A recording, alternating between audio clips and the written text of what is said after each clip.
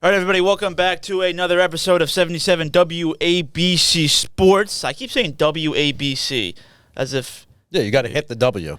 The 77 WABC Sports Podcast. I'm with Sid Rosenberg to my right. We got James Flippin in studio to our left. James, how you feeling? I'm feeling all right. You know what I mean? I'm excited about the Knicks right now. Sid, you? I'm excited about both Jimmy Dolan tenants. Right now he's got the Knicks and the Rangers already moved on. So, look, we'll get to all this, the baseball, all the football and all We'll of that. start with the Knicks. Knicks play tonight. They play at the 76ers. They look to close it out at MSG. Any thoughts? Yeah, look, they've been great. They lost Game 3 after the Game 2 loss where DiVincenzo pulled off that miracle. And Embiid says, we're going to win this series. And Philly comes back in Game 3. He scores 50 and they win. I start going, maybe we're going to be in some trouble here. But for the Knicks to come back in Game 4 behind Brunson, I told you, outside of Walt Clyde Frazier, there's never been a point guard better than Brunson in the history of the Knicks in 2 years. He's that good. He was amazing, put in 46 points. Now the Knicks are not going to lose 3 straight. They're going to move on. And the good news is Indiana, they're going to beat Milwaukee. The Bucks are without the Greek Freak. They're without Damian Lillard. I'd much rather play the Pacers than the Bucks. So now all of a sudden, a trip to the Eastern Conference Finals becomes really, really possible, if not probable, for the Knicks. Celtics, different story. But if the Knicks get to the Eastern Conference Finals, it's a pretty good year for a 2 seed. So right now, the Knickerbockers on a very exciting slope. James, to you, can you rebuttal his comments? Brunson second, but you're old. You can rebuttal. No, I mean, look, I think that in terms of the best scoring point guard the Knicks have ever had, I don't think there's a question in my mind that it's Brunson. I've never seen a guy bringing the ball up for the Knicks that had that much dynamicism where he can get himself into the lane, cause all this chaos, react. When he's shooting well, it's absolutely unstoppable. It makes you nervous. You figure they won this first 2 games without Brunson really playing at his peak level, but you wonder what happens when he's not playing at his peak level for an extended period of time. I'll say this, Joel Embiid, absolutely phenomenal player. It's a good thing that he's not as much as tenacious and refused to lose as he is in comparison to his willingness to make excuses. I mean, this guy is a great excuse maker. He's a great player as well. But I will say that I didn't think it was such a big deal, the fact that the Knicks crowd shut up in such big numbers down at Wells Fargo. We were going to get to that now. Philly's kind of known to be maybe, if not the best, the most rowdy fan base in all sports. Yet the Knicks kind of took over the Garden, TD Garden, when they went there for Game 4. Why do you think that was? Yeah, I think it's more rowdy. I've never heard anybody call the Philly fans the best. And I've gone to a lot of Eagle-Giant games in Philadelphia. I stopped going 20 years ago because they're animals. They really are animals. They're not the best fans, but they are rowdy. But the Knickerbocker fans did well. I don't know why. They don't care about the Sixers as much. They're much more into the Eagles, much more into the Flyers, much more into the Phillies even. But, I mean, look, with how much it costs, we were looking at the ticket prices last night. The reason that the Knicks fans were going to Philly and why they were able to take over Philly a little bit after the Game 4 win was because you have to spend $550 for one ticket just to get in the building. Go to the Knicks game tonight. That is outrageous. If you take I'll take the drive down the turnpike. I would much rather watch on my couch. If you go with a date, you go for food, you buy a drink, you spend $1,200 to go watch the Knicks play. What happens if they lose by 30? I want my money back. I'm gonna have a fiasco if I spend $1,300 and it's a blowout. I'll say, as terms of on the court, it was nice to see OG and Anunoby kind of come out of his shell. He's a very good player. Really good player. He's a very good player. Obviously, he's very good defensively, but he might need to be that guy who is sort of the secondary scoring presence for the Knicks if they're going to make a run here. That you can't count on. You can't. But to watch OG, who's a foot and a half shorter than Joel Embiid, stop him. Hold him to 1 point in the fourth quarter. Crazy. We got him from Toronto on that deal for RJ and for Quickly. And all we heard about what a great defensive player he is. This guy stopped Joel Embiid in the fourth quarter, so he delivers as advertised. You can't count on his scoring every night. You just can't. You can't. But let's talk about Villanova. Let's talk about Jay Wright. I said to Joe Beningo earlier today on my radio show, if the Knicks win this championship, it's not going to happen. But if they do, you got to give a ring to Jay Wright because Brunson, DiVincenzo, and maybe the MVP, Josh Hart. Josh Hart either scores or rebounds. He does it all well. He defends. Shots, yep. Right. These 3 Villanova guys have been so amazing for the Knicks that part of their success is Tom Thibodeau is having his best year coaching. But thank you to Jay Wright. And I'd like to wrap up with the Knicks before we go into the Rangers to say the Brunson and Melo conversation isn't even close. It's not. Who had that conversation? Brunson's much better than Melo. Well, first of all, they're 2 different players. One's a guard, one's a forward. If you had to build a team and you said you could take Jalen Brunson, you could take Carmelo Anthony.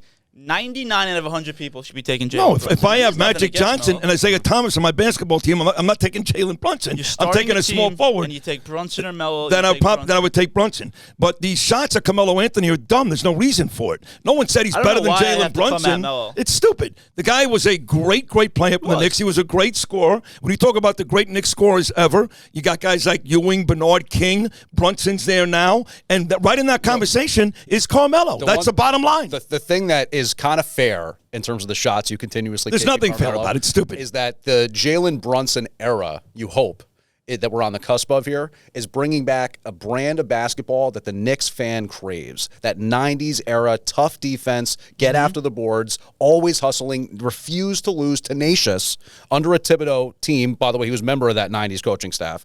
And I feel like Josh Hart is a guy who kind of would fit with that 90s Knicks team, by the way. That was never, ever the Carmelo Anthony brand. Okay, so if you didn't like that style of basketball, it's stupid, Not though, winning, to criticize Carmelo Anthony, who is, whether you like it or not, one of the great scorers, not just in Knick history, one of the great scorers in the league over the last 30 years. That's the bottom line. Very good offensive player, yes. Tremendous. Not very good, tremendous. I never won. He almost won with the Nuggets.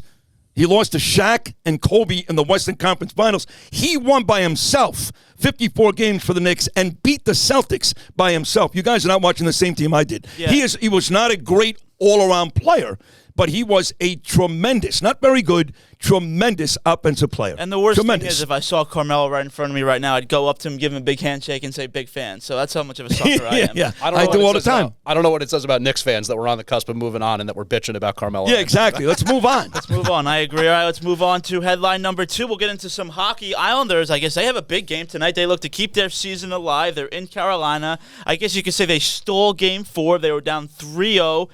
Tough test tonight. They're heavy favorites. Carolina almost like minus 275 at this point. They're at home. Yeah. I mean, look, if you're a Ranger fan, you want the Islanders to win because you want to lengthen this series. You want a tired Carolina team taking on the Rangers. It's going to happen eventually. They're going to take on Carolina.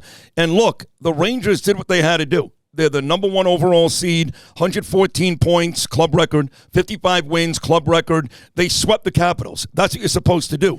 But it gets a lot tougher now. Carolina is a great hockey team, and then you're faced with the prospect of either Florida, who made very quick work of Tampa Bay, or Boston, who's up 3-1 on Toronto. The Eastern Conference is Loaded. rough. So you're looking at a Ranger win over Carolina and either Florida or Boston just to move on and get to the Stanley Cup Finals. And let the record show, Carolina also the favorite.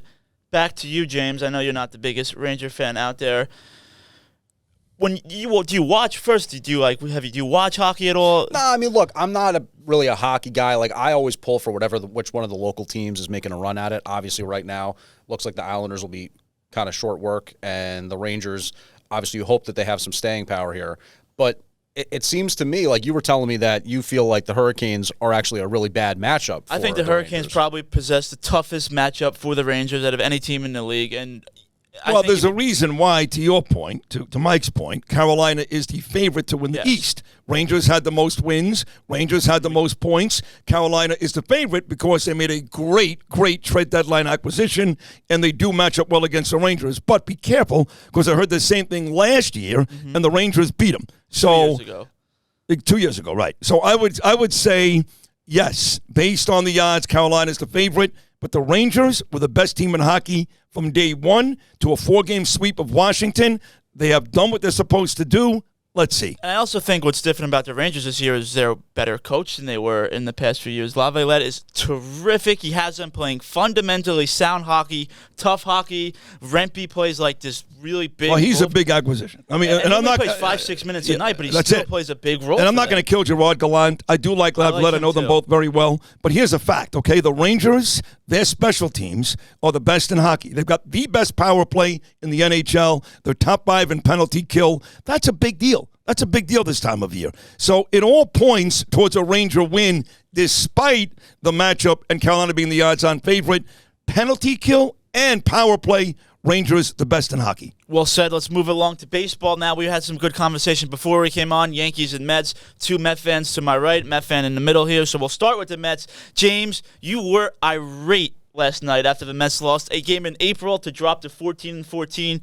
I've never genuinely, and I mean this, seen somebody so upset over a game in April. Well, I have to explain that when it comes to the Mets and the no-hitter thing, I do have an unhealthy obsession with the fact that they only have one no-hitter in their history when they've had so many pitchers come close. Top-end pitchers, by the way, guys like Gooden, Cone, Seaver, come just within a hair. Who threw the no-hitter?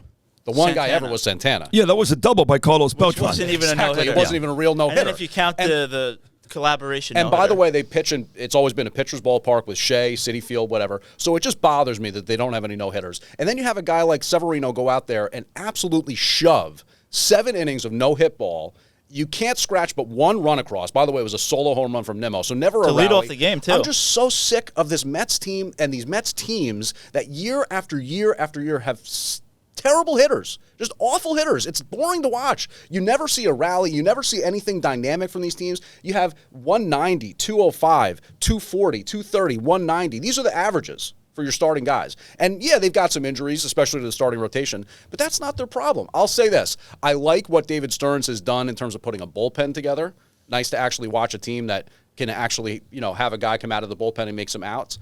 But I'm so sick of watching this lineup that year after year. I feel like the one time in my life, Sid, was in 2006. That was the one year in my life the Mets had a good lineup. They were loaded that year. That's Delgado, the Beltran in the middle one time where lineup, you put Wright, on a game in the Reyes, middle of the Laduca. week. You figure I might watch them score 6-7 runs tonight. I might watch it. It sounds like that could be fun. But instead, no. It's another night after night after night, just miserable, bad at-bats, swinging at the first pitch with runners in scoring position. It's just bad baseball. It's boring.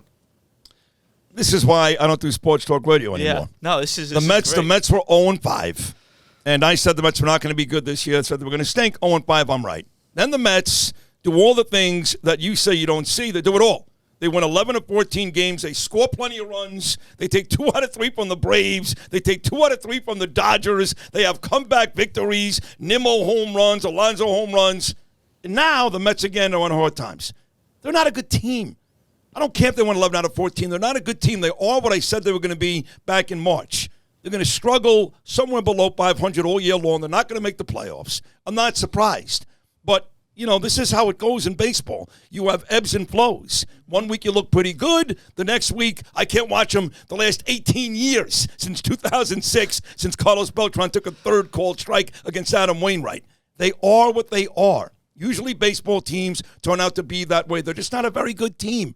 They have one, and we'll argue about this all day, I'm not going to do it, dynamic offensive player, a guy that can win a game at any time, and that's Alonso. That's it. He can get a home run and beat you any time. Otherwise, Lindor puts up decent power numbers, but he's a strikeout waiting to happen.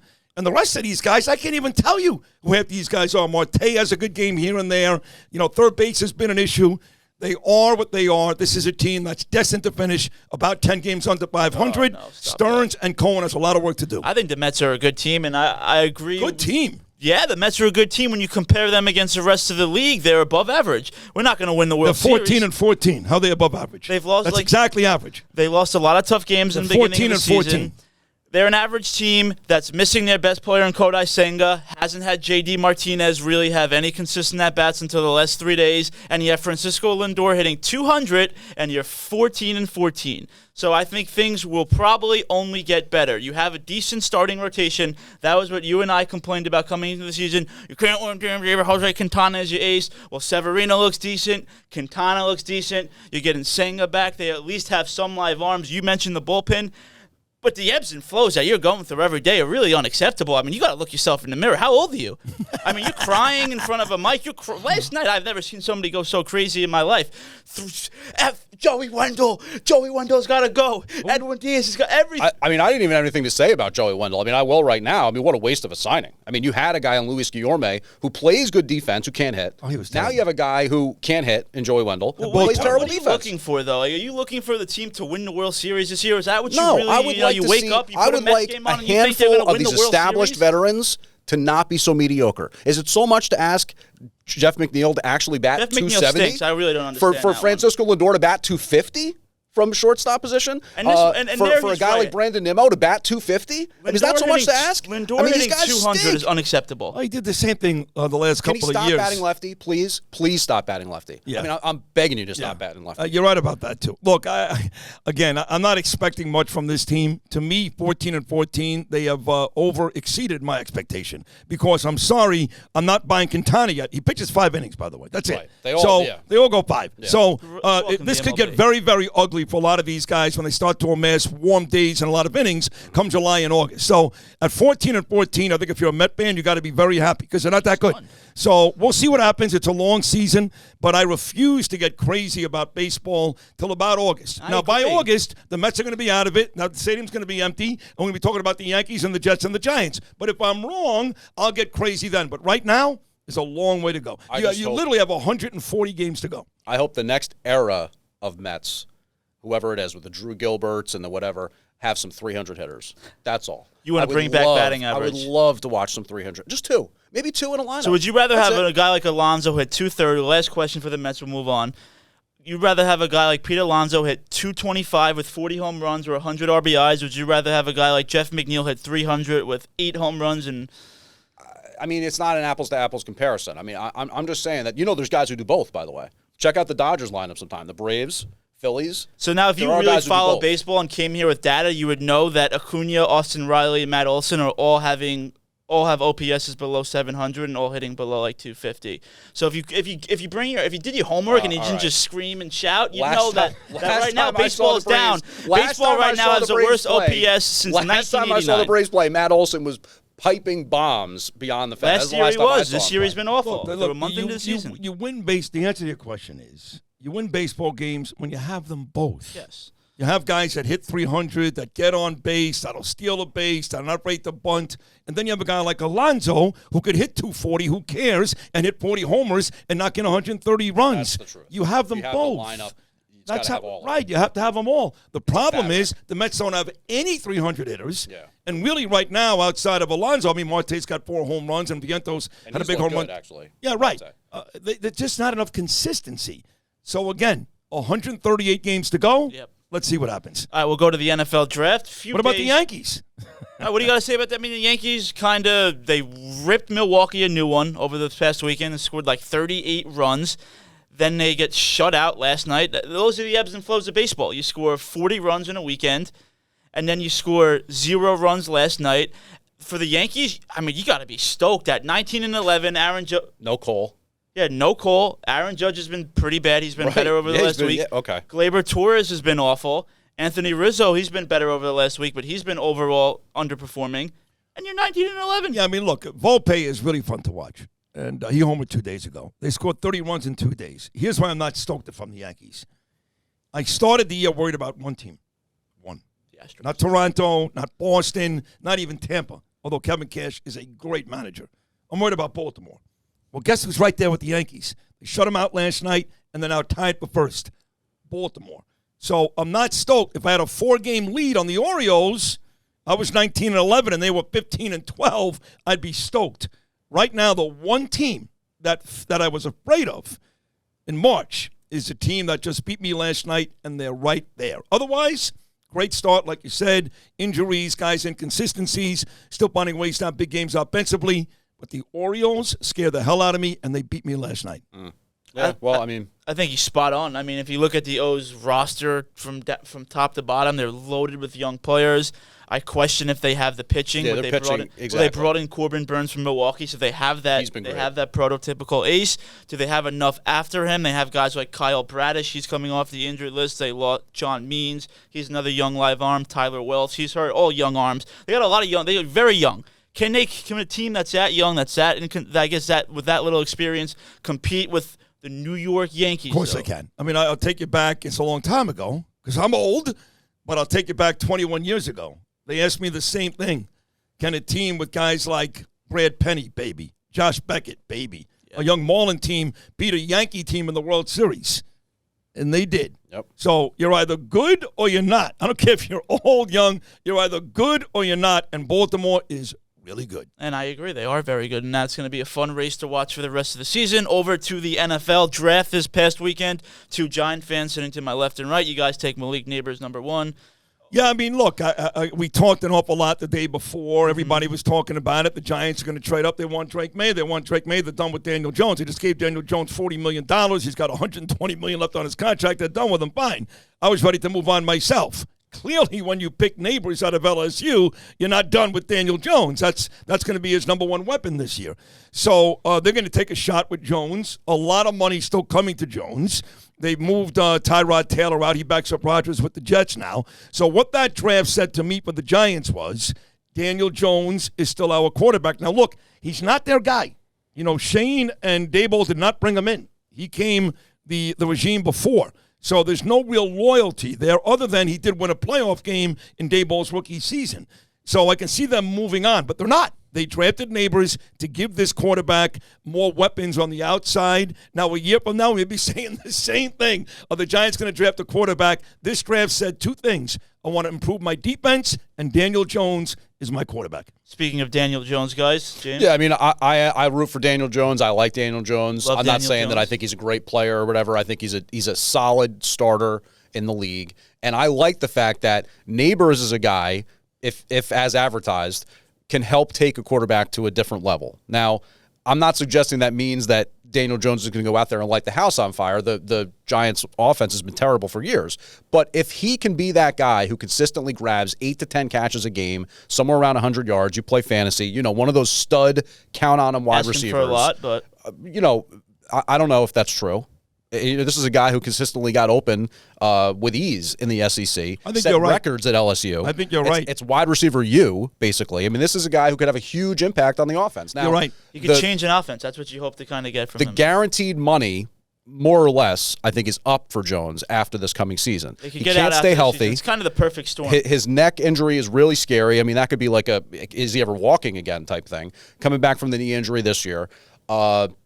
I'm cautiously optimistic that Neighbors can help the Giants offense not be a dumpster fire, because that's kind of what they've been for like many, many years. Even a couple years ago, they had to do everything they could to just move the ball down the field, kind of maybe get a touchdown a game, settle for field goals, that kind of stuff. So we'll see what happens. But yeah, I think the jury is beyond still out on Jones. The question is, if he gets hurt again or if the team stinks, are they going to be close enough to get up to a franchise quarterback next year with not as good of a quarterback class considering what the, and he had a chance draft to get one next this say year. and That's the stuff like problem. that. Did you miss the chance to get a quarterback this year? I think you take. I think you play to win. You play to win. You have the quarterback. You use the premium pick on the quarterback already. Go for the receiver. At least give Jones that 1-1 target. Or that if they he have need. to punt and draft somebody next year, that's what they'll you do. Or Most of maybe the guys trade for start that right guy, away. Kirk Cousins that just got $160 million, and the Falcons drafted a quarterback. You had Beningo on your show this morning. What did he say about the Jets there? He liked that draft. They got the offensive lineman. You want to protect Aaron Rodgers, obviously. He really liked that wide receiver they took later in the draft out of Western Kentucky. See, no I one knows noted him here. Yeah. What's his name again? Malak, I'm going to probably botch this, and we can take it Malachi? out. Malachi Corley. That's from his Western name. Kentucky. So he likes that guy a lot. So now you add a talent on the outside. You protect Aaron Rodgers. Look, the Jets, they didn't need the draft. They did a really good job in free agency. They improved their offensive line, which was a huge, huge issue. They're ready to go. They just got to win. And look, they know they need to win because both the GM, Douglas, and the head coach, they're going to be gone. That's the bottom line. There's no more chances. So I believe this Jet team was set up a success before the draft through free agency. You got to keep the quarterback healthy, and you got to win football games. That's it. The Giants, they needed this draft. The Jets, after free agency, not as important. Just a note, Malachi Corley, who the Jets took 3rd round. Steve Smith, the former Panthers receiver, he scouts wide receivers pretty much now. That was his sleeper receiver of the draft. Jets went, they got him. Nice. Another target for Aaron Rodgers. Any thoughts on the Jets before we move on? Not so much the Jets. I'm looking at your notes here. It really is just beyond weird that the Falcons drafted Well, Penix. we spoke about this last night. Now, you saw, obviously, I mean, how could you not see that deal? And the Falcons paid Kirk Cousins $180 million, $160 guaranteed, and then woke up in the morning, went to the NFL draft, and had the audacity to hand an envelope to the NFL commissioner and say, we're going to take a quarterback with the 8th pick in the draft that's 24 years old when the season starts, after we just paid a quarterback 4 years, $160 million guaranteed. It's unacceptable. If I'm a Falcons fan, I'm boycotting the team. I don't know what they were thinking. It's been a weird organization since Matt Ryan lost that Super Bowl to Brady. The Belichick thing. Yeah, it's weird. Unless they think, look, Cousins, if he's just okay, good enough to start, we can trade him next year, stockpile more draft choices, and we'll start Penix. Either way, there's no logical explanation for drafting that quarterback. Made no sense. Yeah. I mean, that's pretty much it. Unless you figure that maybe, and I don't know the structure of the contract, that you can cut Cousins after a couple of years. He's not that young anymore. Cousins has an opt-out after 3 years. And in the last year, you got 57 So by then, Penix rookie contract's almost up. And then, it's weird. I don't know. They also drafted Bijan Robinson as high as they did last year. Good player, but again, I thought Pitts, Drake London. Yeah. They drafted all these prospects, didn't have somebody to throw them the ball. Finally got somebody to throw them the ball, and then you take a You had Belichick in the building, and you go with Raheem Morris. I mean, I don't know. Yeah, the Falcons remind me of the Mets. It's just kind of like two teams. They kind of do. Two teams that just like refuse to ever get over the hump. Don't get so upset about Bill Belichick, because he is going to get millions and millions of dollars to do that silly show with Peyton and Eli Manning on ESPN, that's right. which I think you got to be a hepatard to watch. And on top of that, he's getting his own. It every week. Of course you will. Well, he's getting. That's my point. Yeah. And he's getting a podcast, a book deal. He is walking away making a lot of money. So he's done coaching then, I guess. Huh? He's not coaching. He's an old white guy making a lot of money in football on TV, which guys like Boomer and Phil can't say anymore. Oh, yeah. Speaking of old white guys, perfect time to get into headline number 5. Sims and Boomer, they're out. They get out. young. They bring in Matt Ryan. They bring in Nate Burleson. Well, Nate was already there. Nate has really become. He's kind of become the sweetheart at CBS, because don't forget, he also does the early morning show with Gayle King. So he's not just doing sports. He's like Michael Strahan. Strahan does football and Good Morning America. Burleson does football and the early show on CBS. But there's no question that the old white man thing came into play here for Boomer and Phil. Now, the good news for Boomer is that he extended his WFAN contract another couple of years, so he'll be my competition for the next 5 years on the Fan. Phil, I'm not sure what Phil does. I think there'll be an opportunity for Phil to go back and call games like he did with Dick Enberg, like he did with Jim Nance, get back into the booth and do some color analysis. I spoke to Phil yesterday. I said, "Are you okay?" Real text. "Are you okay?" He said, "Great, never been better." So neither guy is going to fall apart at this point, but clearly CBS wanted to move away from the old white guy. And where are they going? Like you said, they got Matt Ryan, young white guy, and a black guy. So that's what they want these days. They want the J.J. Watts, the young, exciting white guy, and as many black guys as possible. Sims and Esiason don't work anymore. Now that – sorry. I mean, I love Phil Simms as a Giants fan. You know what I mean? Like, Boomer's a guy that I grew up listening to on the radio and remember him a little bit when he came to the Jets after the Bengals and stuff like that. But, you know, this isn't that surprising to me. You know what I mean? Like, the young football fan is going to want to watch the players that they watched play, talk about the game. They're a little bit less removed.